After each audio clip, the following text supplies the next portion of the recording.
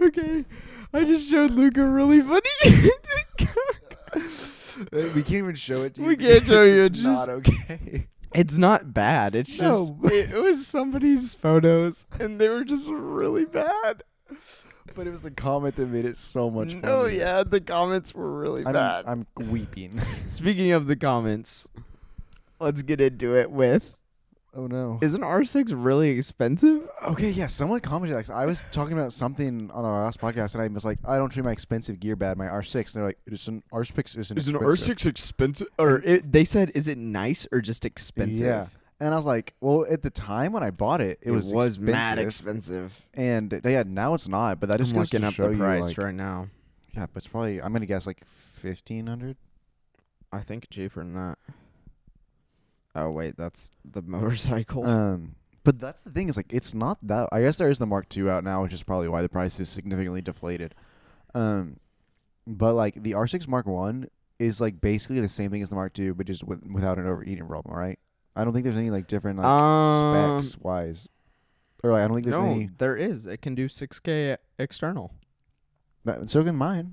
The Mark I can do 6K external. Oh, maybe I'm just dumb. Like, but then there's no. It's not like you can do like 120 4K, right? No. Yeah. No, you can't. Okay, brand new, or I guess that one's used. I don't think you could get a brand. I don't think Mark you can I, get a brand new anywhere. A used one, get from KEH.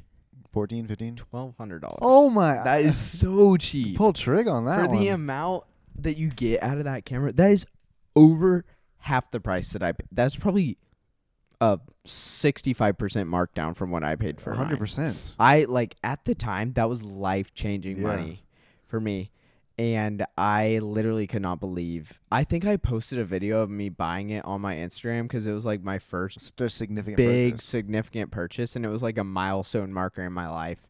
It wasn't even like a flex. I was just like, I'm so proud of this moment, and like I was with all my friends, and I was like, all right, it's time to buy this thing. It is crazy how much cameras have evolved though, because even like people that were like a couple of 10 years ago were shooting on 70Ds. Yeah. And now it's like, and 70Ds were like awesome. That was the thing. Yeah. And like crop sensor, like was like everyone had crop sensor, and now it's just like everyone has full frame goat, which is awesome. Which is the best. Yeah. Stop Panasonic people. Like, goodness gracious, get with the program and go full frame. I don't understand it. Like, I don't know. The only thing that I really like that Panasonic makes is their proprietary systems.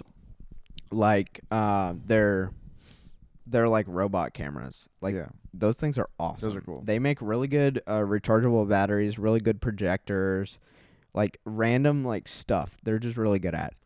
But if you were starting right now, a brand new photographer, what's the first camera you'd buy? Okay. Brand new photographer. Only gonna do photos? Yes. Canon RP. Yeah. It's like $800 or $600. Okay, you want to do photo and video? Photo and video? Well, it kind of depends. If I need IBIS or not.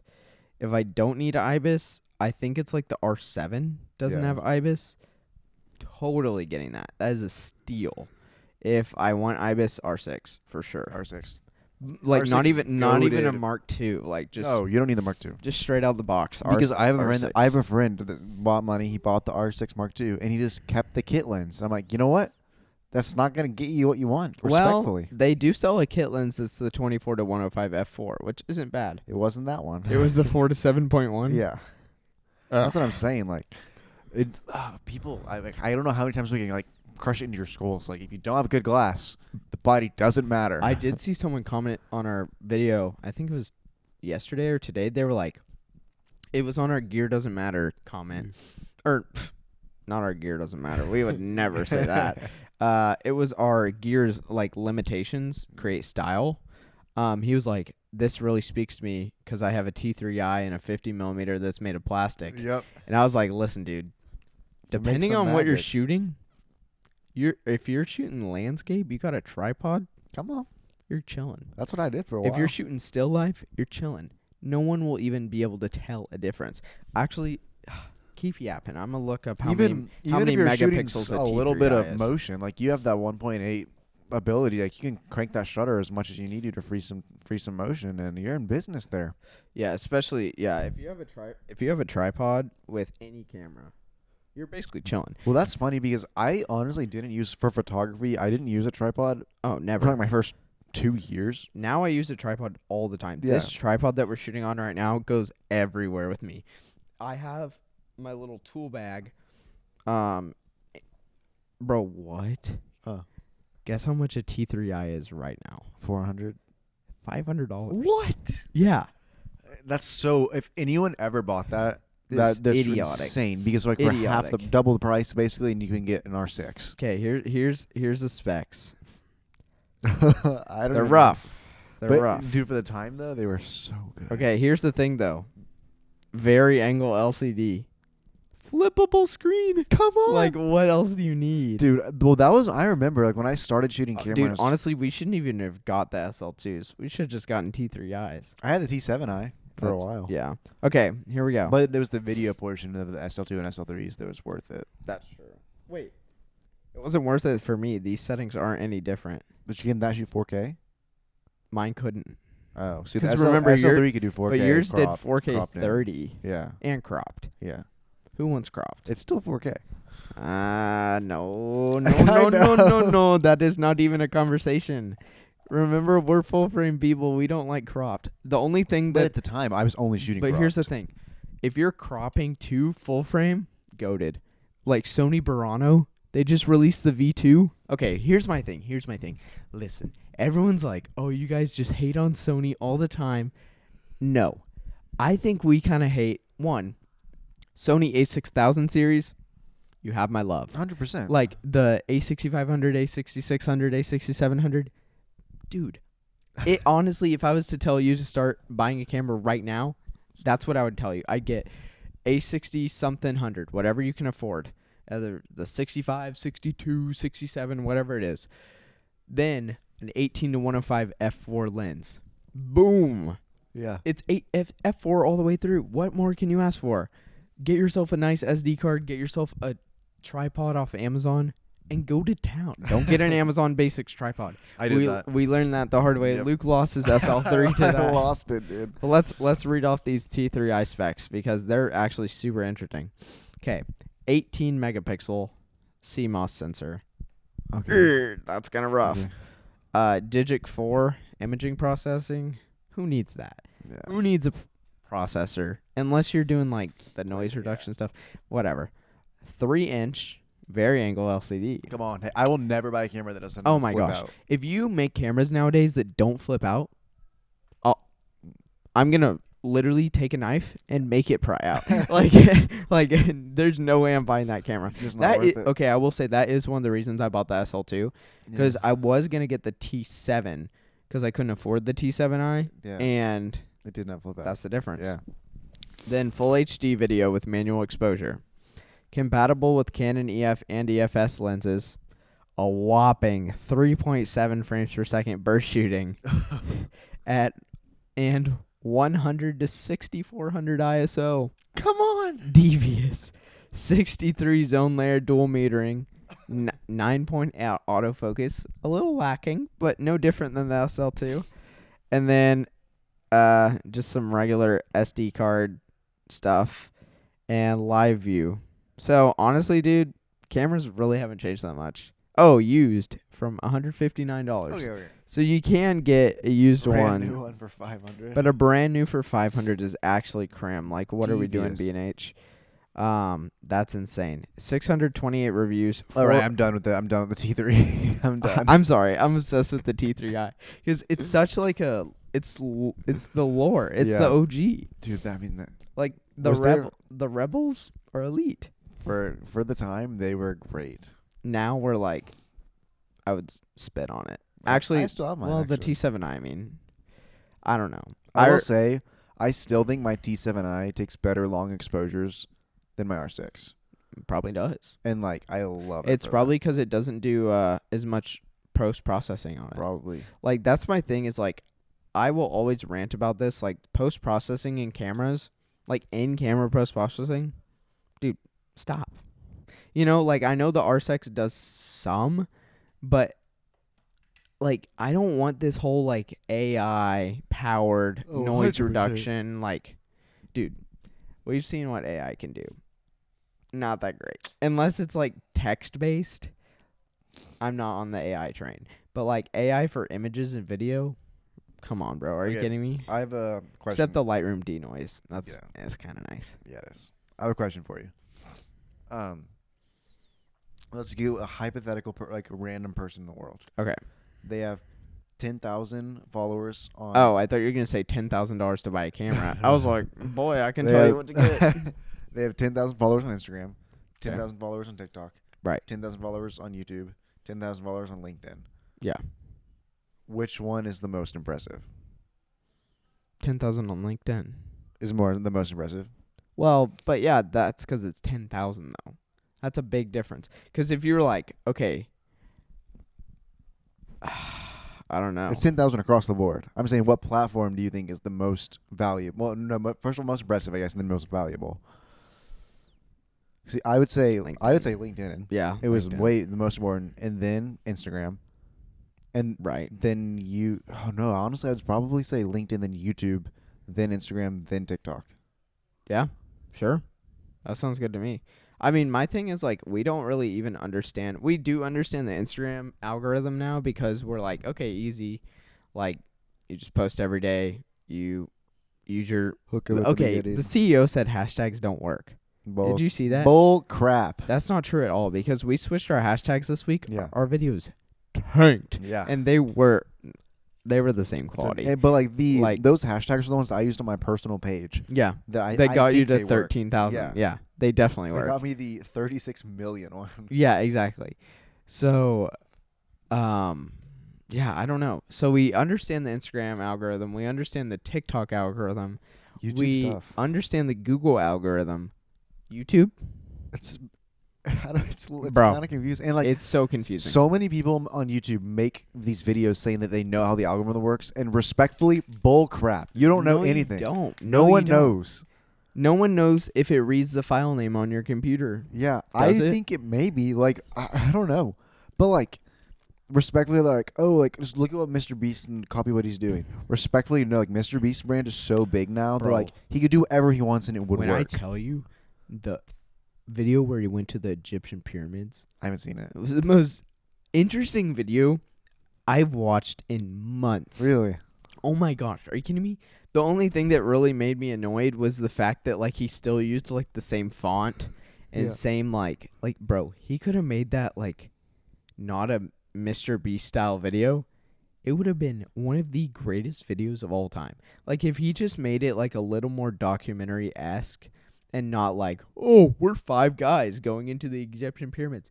Dude, they went inside places where less than like 100 people have gone ever. That is crazy. Well, not ever, but like But, yeah, like, in the years, yeah. in the 21st century or whatever we're in. Like that is insane. Yeah. And Mr. Beast, if you're watching this, I understand your audience is 9 to 13 years old. Don't you think he'll evolve one day? I don't think so. I You don't think think he's when locked he's in. 50, he's still going to be like, we put 1 million Orbeez in my pool. I don't know, because Dude Perfect, they haven't really changed their style. They have, though. They started the Overtime podcast, and That's true, but it's still 9 to 13-year-olds. It's still that age range. it is, but I still watch, and I'm 20. So I'm not saying that it doesn't work. yeah. I'm saying that I don't think he'll And change. but they also do their bucket list series, which is like documentary. right. like- Okay, that's different. Yeah. See, Mr. Beast, that Giza pyramid video, one of like that was the most interesting video I've ever seen probably. Like you went places where rare amounts of people, like more people have like died of lightning strikes than have been step foot where you are. That's not even a good number because it's so much less than that. yeah. And like you could have just picked a different font. You could have just picked like you didn't have to eat Feastables on the Great Pyramid. I get that's your whole thing. Like that's not what I have the problem with.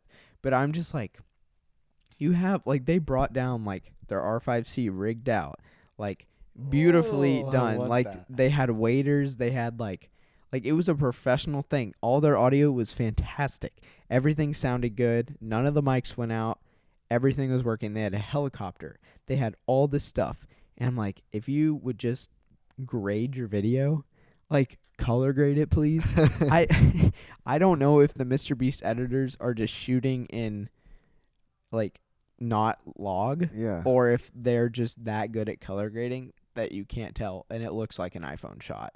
Yeah. Because I'm like, what is happening here? Well, I will say, so Beast Games is done. I haven't watched it all the way through. So was it good? Yeah. Do you care if I spoil something? Yeah, I do care. I'm probably gonna go home and watch it. Then I won't. Recently, listen, I don't want to be like, oh, Jeff Bezos is awesome or anything.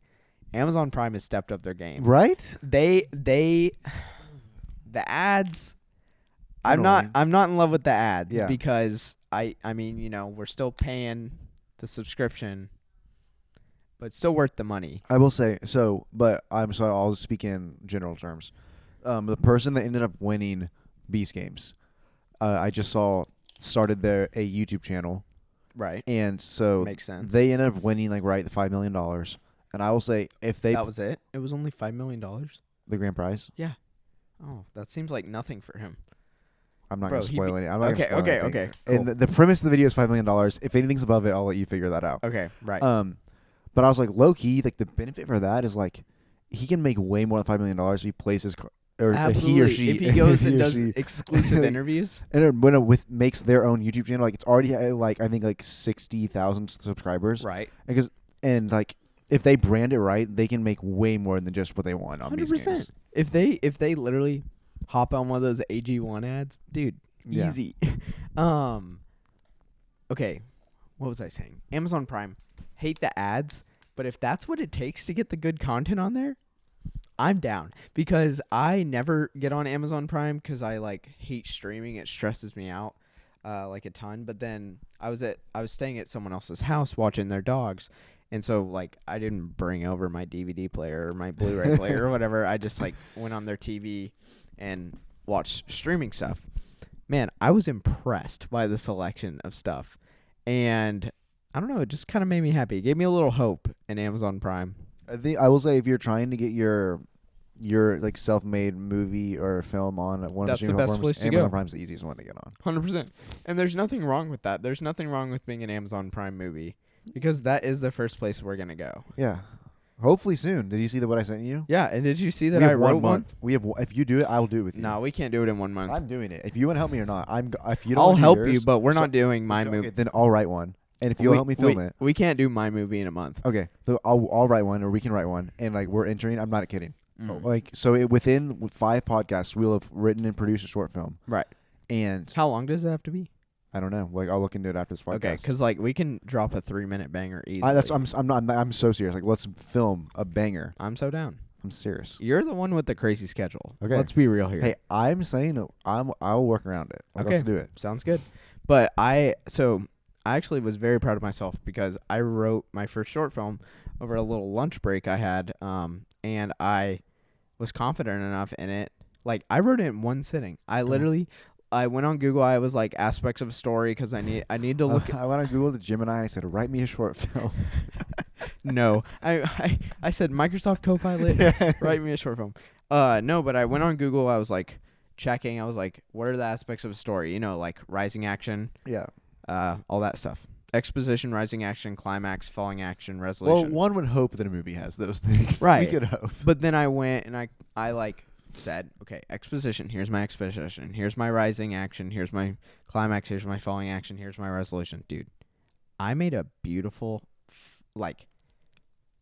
when I say 5 minutes, it would be the best 5 minutes I have ever made in my entire life. Oh. Even if I filmed it horribly, the story is great. The depth to it, one of my coworkers was I could cry reading this. So I was so happy with it. And honestly, I do think it could be scaled up to maybe a 50-minute or a feature length. Yeah. That is a bold claim. So I'm going to stick to 5 to 8 minutes for now. But I literally was so happy with what I wrote. The next day I printed it out and I gave it to all my coworkers. And I was like, we all read this? And they were like, yeah. And they all loved it. Come on. And it took them 2.5, 3 minutes to read through. and I didn't even include everything. Like they weren't envisioning it like me. Like they weren't seeing all the shots and exactly how I'd film it, and that just boosted my confidence so much because Come on. like I've always struggled. Like everyone wants to be a filmmaker. You know, that's the bottom line. Like everyone who's doing what we're doing, at the end of the day, Even if you don't think right now that's what you want to do, you like it'll come. like it'll come.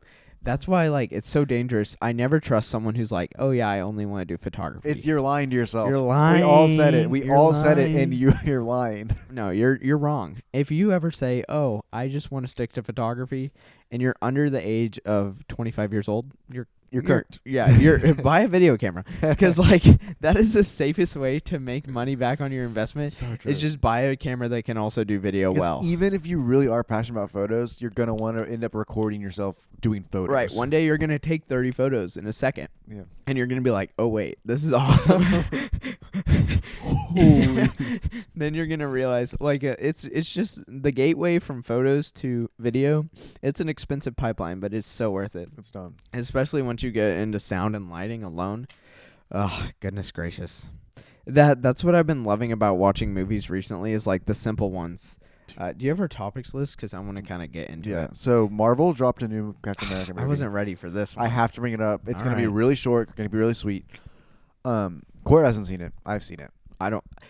I wanted to see it because I love those movies where it feels a little too realistic, like White House Down, Olympus Has Fallen, all those movies. And this one gave the same vibes. Dude, this one, I'm not gonna lie. Like, I'm a huge Marvel fan, and like recently, I think all Marvel people can say like we've been let down so many times Since Endgame, since Endgame. trash. And there's just been like letdown after Like- letdown like, after letdown. like late Disney Channel original Yes. level. And like mind you, movies. like there's been some like hope spots like Loki season 1. Some people liked WandaVision. Like I could equate most Marvel movies post Endgame to Descendants 3. Oh my gosh, dude. It's not even a I hot hate take. that I can't even argue. But this one, like, I felt like maybe we could finally get on track. And I'm not gonna lie, like the movie overall is not as bad as people are saying. Like, genuinely, if they had advertised it in a different way, I think people would have given Right, it, a like, little less clickbaity. I think Yes. they clickbaited They everyone. they did. They went with the social media clickbait strategy, and they like, Which hyped us did work because the stuff that they were posting was sick. Yes, but can I be like, let me so basically this movie they hyped it up, right? Red Hulk and Captain America. Right. And everyone goes into this movie thinking it's going to be Captain America versus Red Hulk. And then you see the movie and Red Hulk gets maybe 4 minutes of screen time.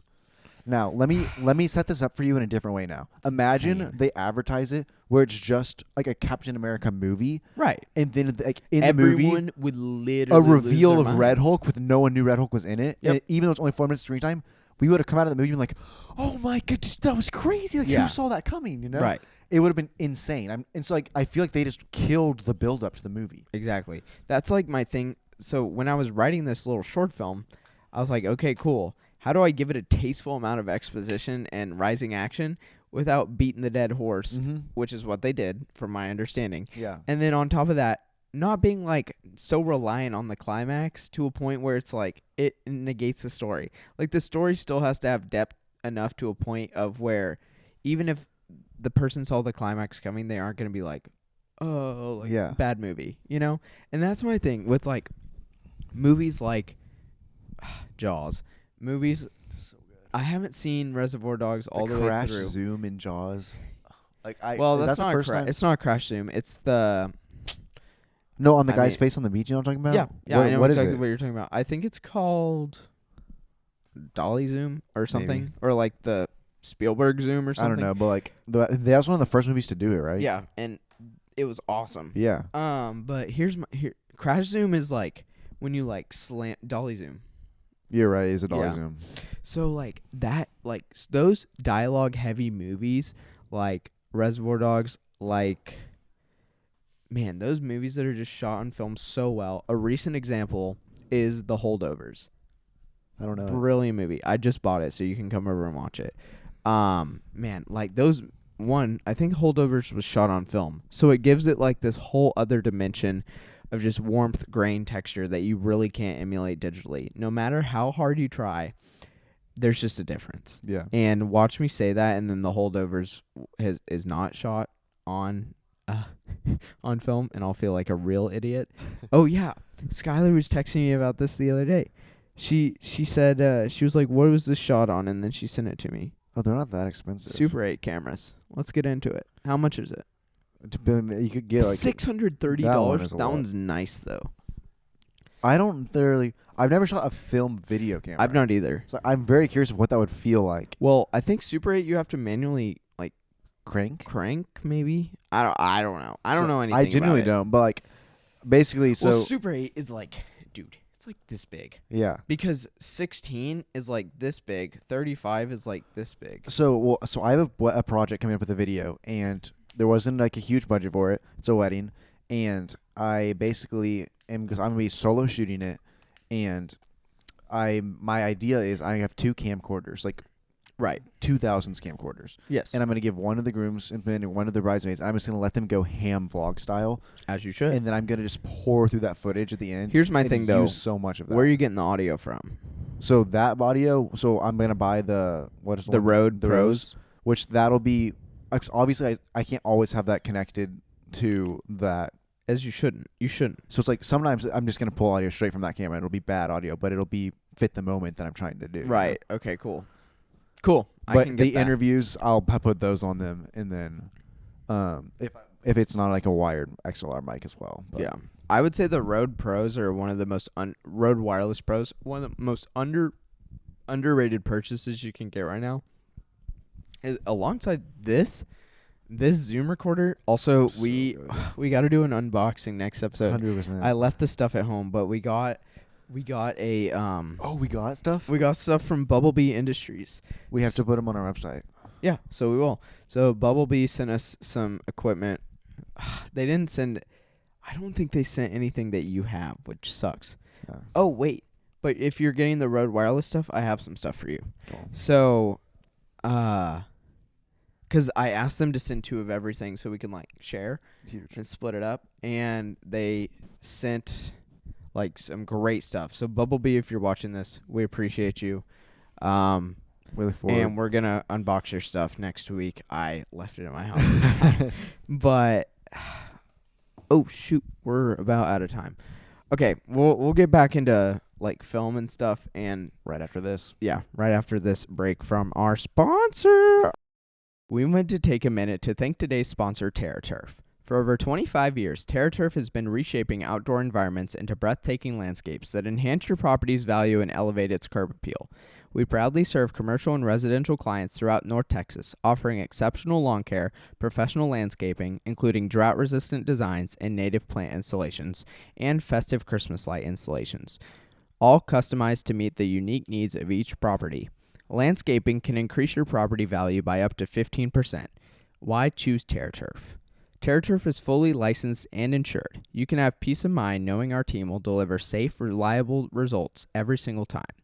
We pride ourselves on clear and responsive communication from start to finish. We keep you informed and ensure your needs are always heard. Our team is known for its trustworthiness and dependability.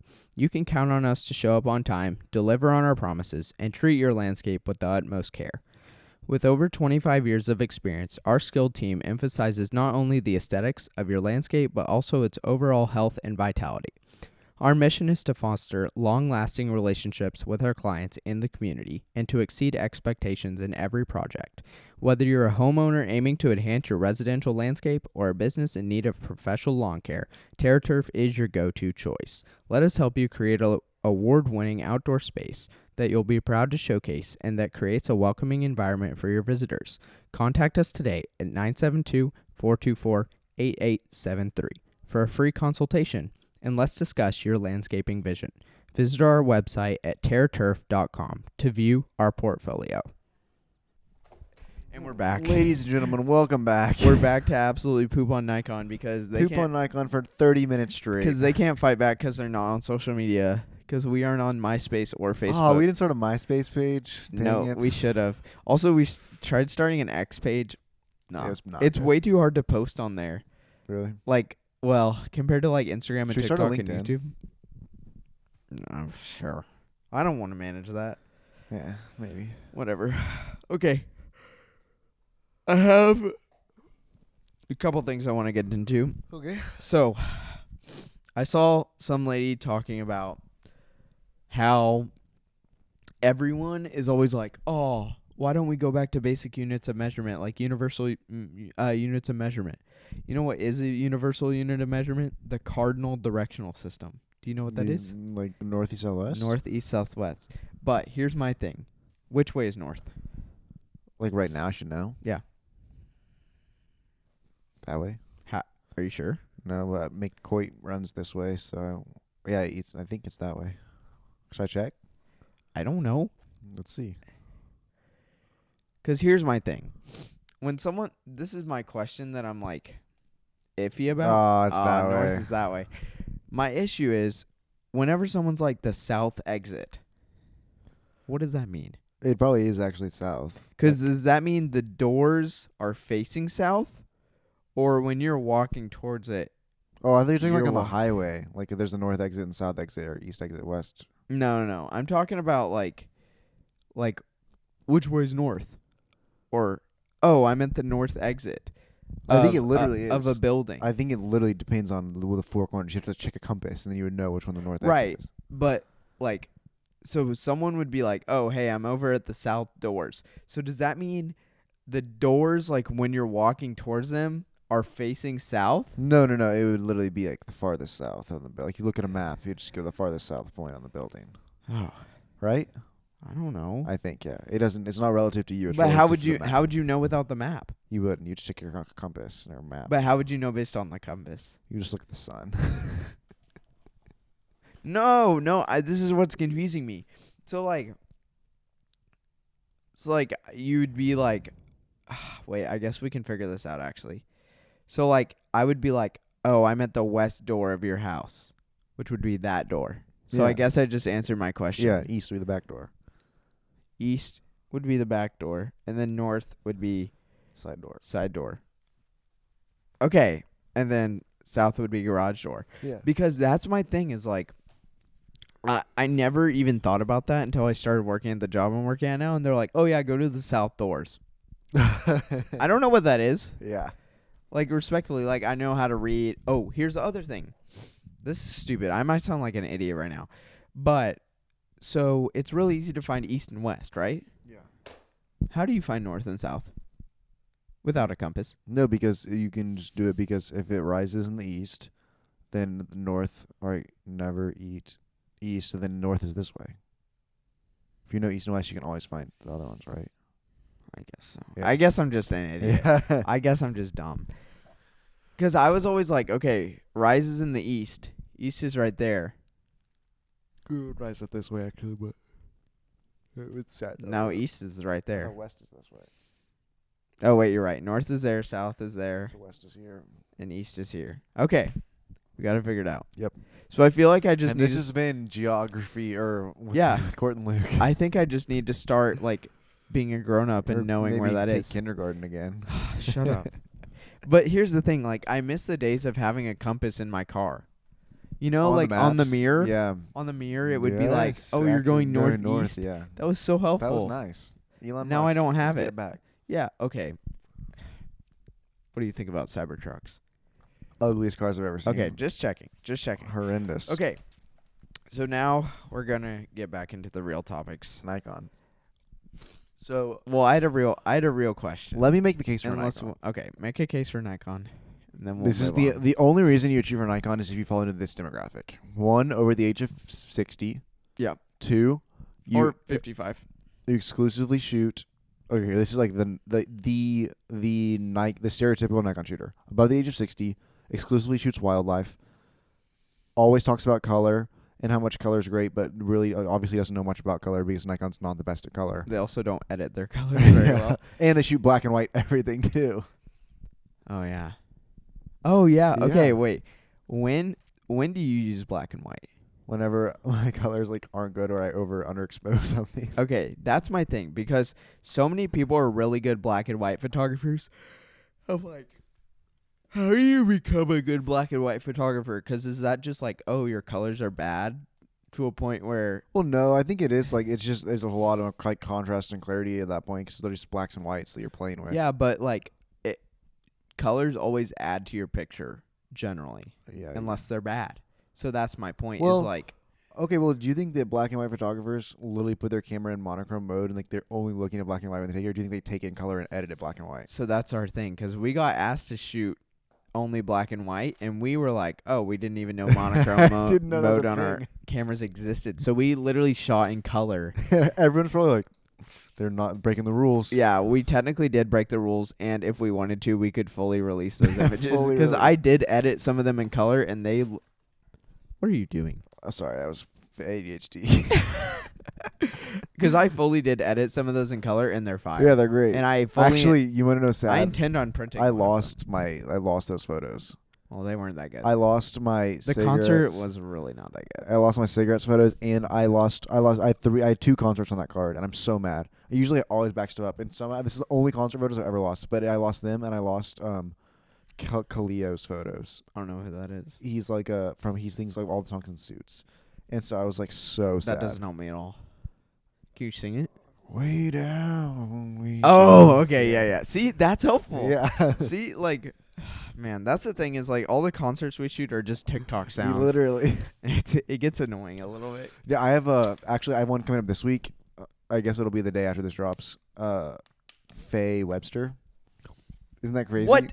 Yeah. Bro, I'm not a big Faye Webster fan, but everyone I've said that to has been like, oh my gosh. I'm so mad that I didn't sign up for that one. Yeah. Bro, her songs go hard. Kingston's the only one I knew, so. It's good. Yeah. Bro. Where is that? Toyota. I'm so mad. I should see. This is why I need to be more on top of things. Yeah. But also, I'm scheduled through like June or July. But also, you work downtown. I work on the other side of the Metroplex, so it's kind of hard for me to That's justify like. Unless it was Claro, I would be. Claro's was crazy. and what dude. made me so mad, you didn't even know who she was. I didn't at the time. Nor Wallows. Yeah.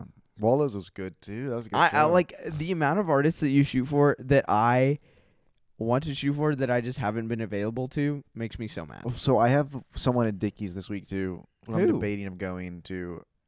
Mary J. Blige. You probably don't know her. Yeah, Okay, you do. she's huge. I know she's massive on Spotify. I don't know any of her music She's though. really good. She's huge. Bro, you gotta go to that. So I should go to that one too, Yes. even though it's in Fort Worth. Yes, Okay.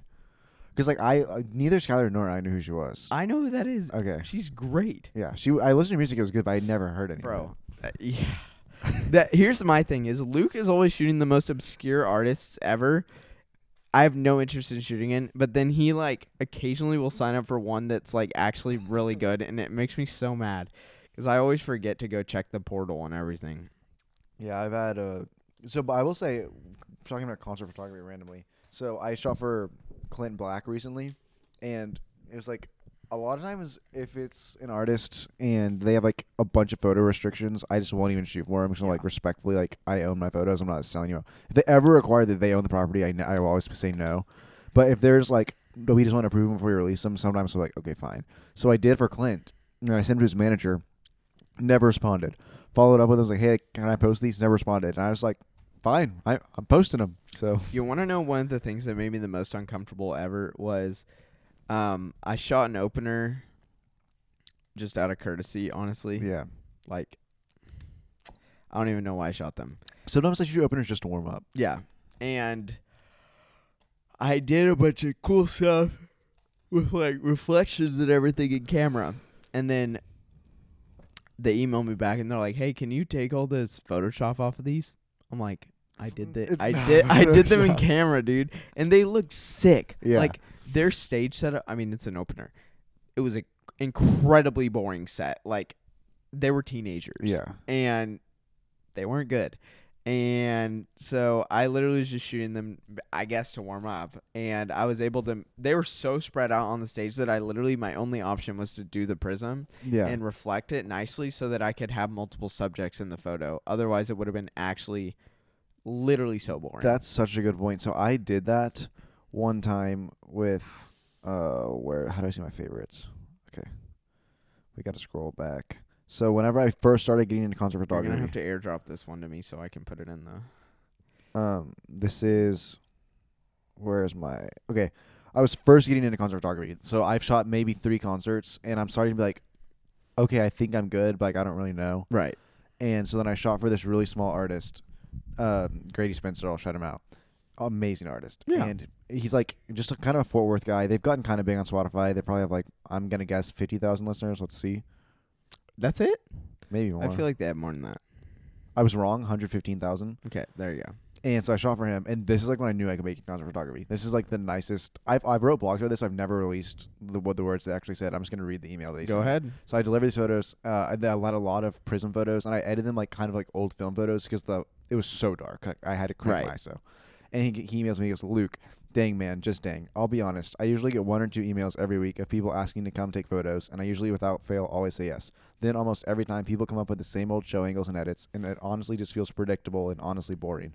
This is the opposite of that. As a complete film photography nerd, I am completely floored with how great these are, my friend. Incredible edits, my friend. Were you using a prism, or are you just getting all those weird streaks in your computer? I'm so stoked on these. Thank you so much. I'd love to use these if you'd be cool with that. I'll obviously credit you everywhere, but I wouldn't mind getting you some coffee money as well if you have a Venmo or something. Just let me know, homie. You're a beast of an artist, man. Keep it up. Can't wait to see where you go. There you go. And he Venmoed me $100.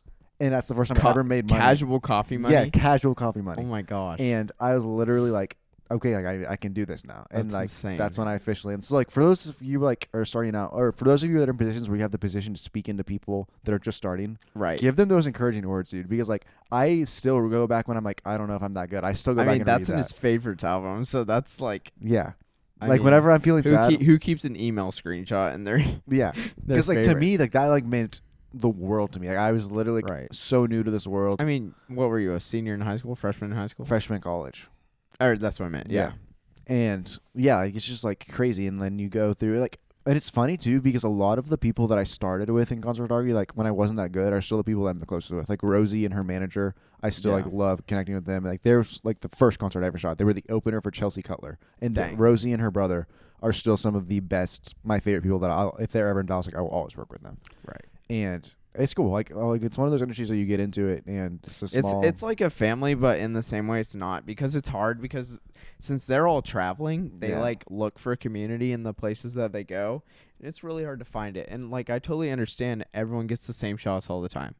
Like it's true. Yeah. Especially if they're not getting up close. That's the hardest thing for me is like watching people stand back and not get in the action. It just you can tell. Like you ever look at someone and like they're taking a bad photo? Yes. Well, and like in the photo pit, you can honestly tell how good people are based on where they choose to stand in the photo pit. True. Like if they choose to stand right in front of the mic stand, it's such a rookie move. Right. Like you're shooting up their nose. Yeah. Like, come on. Like what? But it's like you would think if you have never done it before, you would think like that's the place to be. You're gonna be as close to the artist as you can. But really, you want to be on the right side or the left side, and then shooting like in between. Right. And yeah, so it's. I usually stand in between the guitarist and the lead singer, and I pretty much stay there exclusively, and then I move a little bit over to the drummer. But with the venues that we shoot, the drummer's always so far away, and it's so annoying because like obviously, like everyone wants pics of the drummer because they're going ham, and like I always feel bad for drummers because they never get good pictures of themselves, and they're never lit that well either. And they're never lit that well. It's so like tough. if you are watching this and you are a tour band drummer person, bro, buy you some lights. Honestly, man. that's the best thing I can say. Buy like this little light and just put it on front of the drum so you can have some light on your face. Yeah. We'll fix the rest. Yeah, we can work with it. We just need a little bit. Give us a little bit of information on your face. Go on, buy some light tubes and throw them on your top of your toms. Like heck yeah, you can definitely mount those to the top of your toms,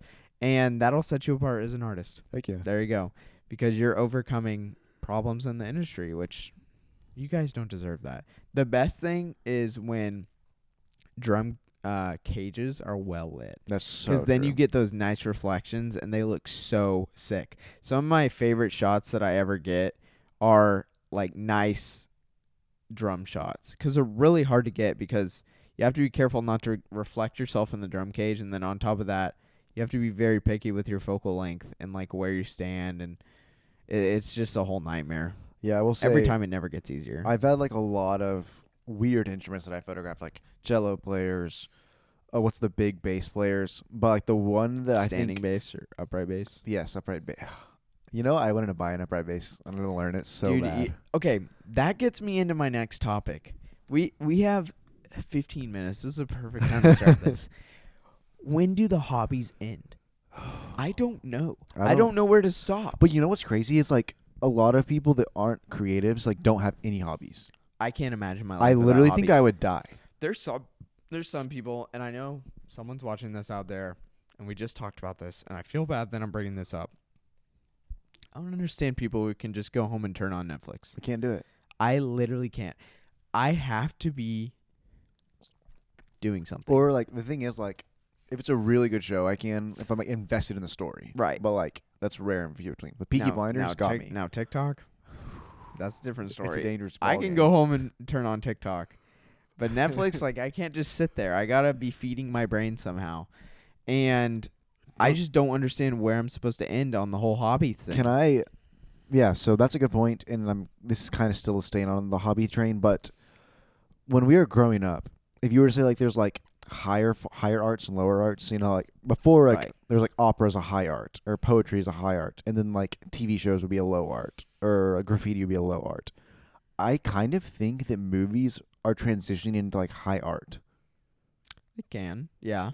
Like they also can be low. No, I know they can, but like you know what I'm saying. Like to me, like a TV show would be considered like low, not like. Well, I'm not seeing like there's worse like in any ways, or exceptions. less quality. There's exceptions to everything in that realm, because like high art, dude, Severance, high art. That's what I'm saying. Or like even like at a museum, like obviously there's like if I paint a picture, it's gonna be like low art, but if it's a Picasso in a museum, that's high art.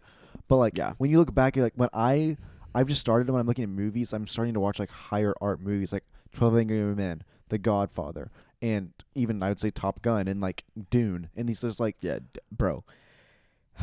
Dude, I watched the first Dune, not the 80s one or whatever.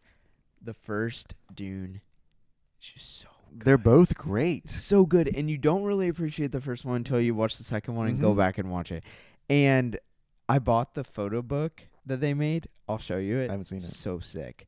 It went on sale on Amazon. It was like super cheap, bro. Do you know like what I would kill to just like get to go into a set of a movie and just like shoot?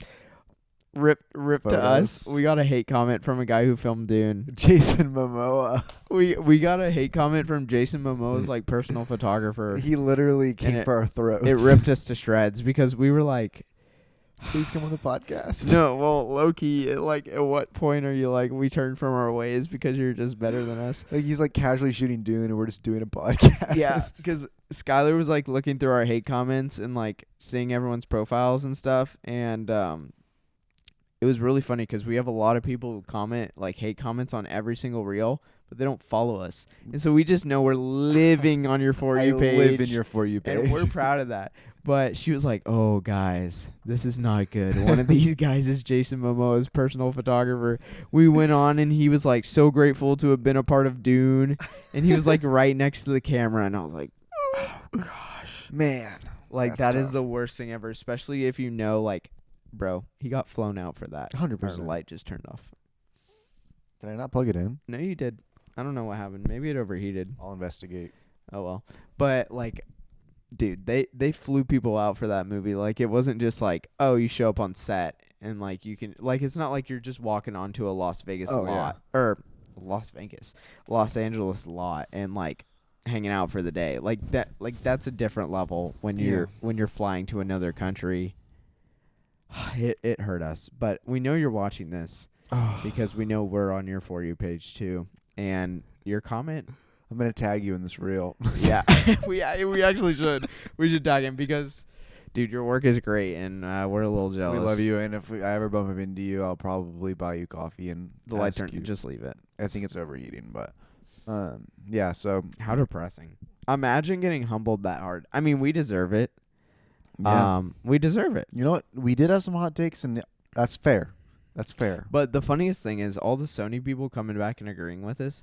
Hilarious. That is so true. As much as we have a lot of hate comments, we also have a lot of people with a really good sense of humor. Yeah, because they're all like, "Oh man, I totally agree with this. Like, I'm a Sony shooter, and I am the teal this and orange way." filter.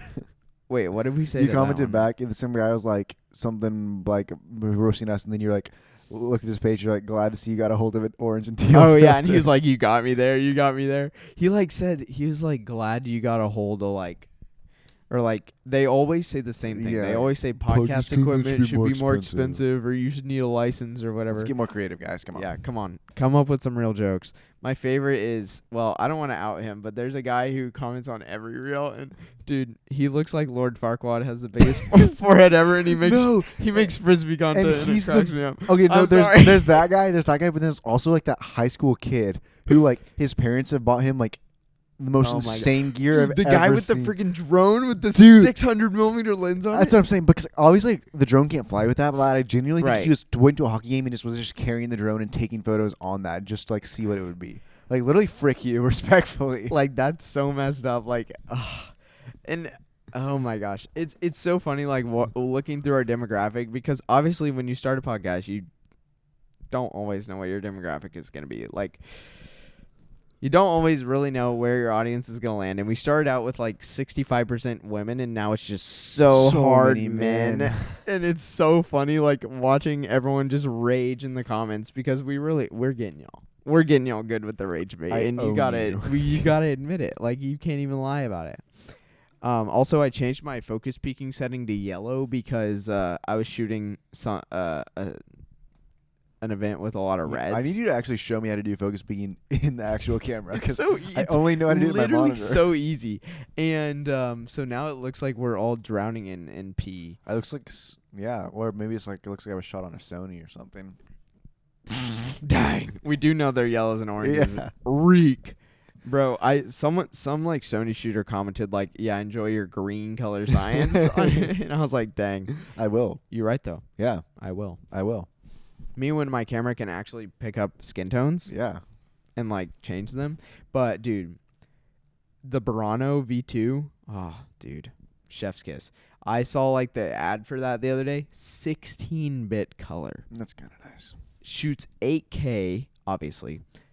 4K 120 at a full frame crop in 16-bit color. 422. Yeah, fair enough. Bro. Fair enough. Now, granted, that thing is a beast to haul around. Like, I'm going to have to change the normalization settings because of how loud I just got on that beast. But, dude, like, come on. Like, I know, like, flagship cameras, like, that's, like, a whole thing. Like, a flagship camera, like, has to be good. Sony with the Burano, man, knocked it out of the park. Like, the only hate I have for Sony is there's like here's my thing. Here's my Sony graph of what I like and what I don't like. Got your ZV-E10, hate it. Then you got your A60 400, 500, 700, whatever. Then FX30, hate it. Then the FX30, all those A7s, all those A9s, whatever, replace it with Canon. Then FX3. FX3 and R5C are head and head for me right now. Then you got, I don't really know all the FX6, FX7 stuff because that's old head knowledge. Burano. Come on. Ugh. Because now with what Red is doing with the Nikon stuff, I don't know. Like, respectfully, I mean, that gold mount does look sick, though. would you buy seen a it? basic red No. before the R5C? No, I wouldn't. No. Heck Just no. because photos, but I wouldn't buy a Red pretty much ever. really, No. Straight to RE. there's no way. You Straight can't buy an RE. Yeah, RE. You can buy the RE Alexa. What is it, like 16,000? It's expensive. Yeah. And it's also a 35mm sensor, I think, which I would cry about. But dude, if there's an RE full frame camera, If I ever just like went into a thrift shop and saw an RE, I'd sell my car. a thrift shop. Imagine. You mean like a pawn shop for millionaires? No, but imagine like in not San Jose. What's like the place where the battleship is in Texas? The battleship? There's a battleship. San Antonio? No, I don't know where that is. No. It's like man, I don't know, but basically there's this place where it's just filled with like these shops for people, so could just take all their junk. And like I'm telling you, one like you could find one there. I'm pretty Bro, sure. I saw a guy on TikTok today, actually right before this. He had like an RE Alexa Classic or something. He was like, I don't even want to tell you guys how much this thing weighs because It's just so heavy. My thing is, once Canon releases a camera that shoots six, well, I'll keep it at 12-bit to be reasonable. 12-bit, 422, at 8K, at 8K 60 internal with internal NDs. That's the day I'll never buy another camera again. Like 16-bit color is insane, but respectfully, probably can't afford it. Yeah. Probably can't, because that's where like budgets come into play. Yeah. Because it's like, okay, yeah, no one man is. Well, speaking of budgets, simply owning a Burano. At the beginning of this podcast, we decided they're going to enter the short film competition. So we have 1 month to write and produce a short film. Right, and luckily we have anamorphic lenses to make it all look I was good. saying, like, we don't have much of a budget, but like, if we win, I think the grand prize is like $100,000, and then there's also a bunch of gear you can win too. Sir? Yeah. $100,000? I guess we're going to try hard on this thing. Oh my gosh. I actually will nerd out on this. Let's do it. Our color grading is going to be immaculate. We're going to shoot. You already know. It's going to be good. So next podcast, we'll update y'all on we will have a script written by then. So. Personally, I'm a little worried about how this is going to go. Just, like, writing's what I do. Like, we have a lot of ventures going on right now. We started a company. We started a website. But they all kind of overlap. They do. Like, the short film can go on the website. I know, but the short film, I mean, dude, that's a beast. But it's also like a 1 month project. So it's like, it's not like I don't know how hard I can can't- go for 1 month. That's what I'm saying. I have a like, lot going on this you month. can't let it I go. am live editing for Gather 25, preaching weekend, Okay. and prepping for everything else. I'll take first director one, Okay. and I just need you for cameras. I can be DP stuff. Yeah. That's easy. Perfect. I'll write it. I'll have you edit and stuff. Okay. but Okay. I'll edit and do DP. Okay. And then we'll be good. I can work on casting if we need to. Who knows what it's gonna be. That's yet. the hardest part. Yeah. Casting, devious. But the thing is, like, we could do a short film where we don't need to cast anyone, show any faces. I have some and you ideas. think we're gonna win $100,000 with that? The thing is, with these kind of short film things, you just have to know the audience, and I know they're gonna want some like weird, something like that just makes you like question reality or something that's like weird. Listen, we cannot go the AI route. Heck no. Yeah. Everyone and their mom's gonna be doing that. I think we stick to something like super original that like we can like grassroots. Fart jokes. Imagine. We make a short film about fart jokes. They're always gonna be funny. The thing is, with any story, you just have to have, there has to be a heaviness or a gravity to it. Right. And so like comedy's off the board for me. What if we just remake 12 Angry Men, but it's called 10 Angry Women? 10 Angry Women is in the backseat or driving or something. That's so messed up. Why did you say that? Because like they get. Well, I was just thinking because I'm not gonna bleep that. I'm just gonna like live with the consequences of I'm gonna your make it a actions. reel. Okay. Also, can you tag this on the end of the reel if you make one about a Burano? If anyone is watching out there and you just casually own a Burano and you're one person, comment, please. Let us know. We would love to buy you a meal and take you out and understand your wealth. And let me press the button. What button? The record button? Mm-hmm. I want to touch the variable and E button. I want to see. I love those things. Oh, shout out Jake Hayden on YouTube. Jake Hayden, bro, you gotta look this guy up. Here's my thing. This is where I get a little full frame supremacist on him because he's always making videos about like cameras and everything. Yeah. Bro makes fantastic camera videos. Are you gonna talk in your mic or what? Oh yeah. Bro makes fantastic camera videos, fantastic camera reviews, all the stuff. But, I mean, all the cameras he's reviewing are crop sensor Super 35, maybe one full frame mixed in there. Yeah. And he makes me rethink my life every time he brings out that Ursa Mini G2 or whatever. Yeah. It really makes me rethink my life. And looking at the Blackmagic 6K full frame, it's hard. Blackmagic makes some good cameras. It makes me rethink my life because they really have upped their game. Built-in 5-inch monitor. Yeah. I mean, that's in a world of its own. Fair play. In a class of its own. And if they make that for Canon RF mount, it's in the running. That's my... I would agree, actually. That's what I'm saying. I would agree.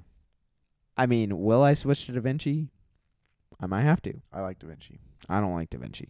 for green screen. But I also have an M1. Or Actually, that's not true. Oh shoot! Did the camera turn off? Did we finish? Oh, we're out. Dang. That was a good episode. That's good. See ya. Clink.